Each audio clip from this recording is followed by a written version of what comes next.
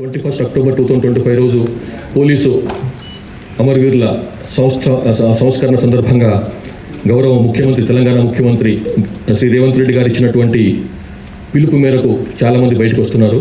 అజ్ఞాతం వీడి తెలంగాణ అభివృద్ధిలో భాగస్వామ్యం కమ్మని చెప్పి వారు అప్పుడు పిలుపునిచ్చినారు. సరే వాళ్ళు బయటకు వచ్చిన దానికి వేరే కొన్ని కారణాలు చూపించినాము, అందులో క్లియర్గా ఉన్నాయి, మీరు చూసుకోవచ్చు.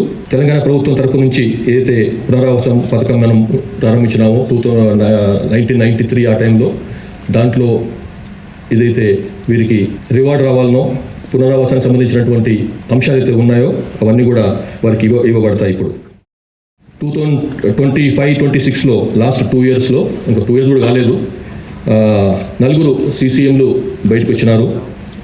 16 మంది SCMలు, 26 మంది డివిజనల్ కమిటీ సభ్యులు అండ్ సెక్రటరీలు 26 మంది, అట్లా ACMలు ACSలు 85 మంది, పార్టీ మెంబర్స్ 460 మంది, మొత్తం 591 మంది లాస్ట్ 2 ఇయర్స్లో వాళ్ళు బయటకు వచ్చినారు.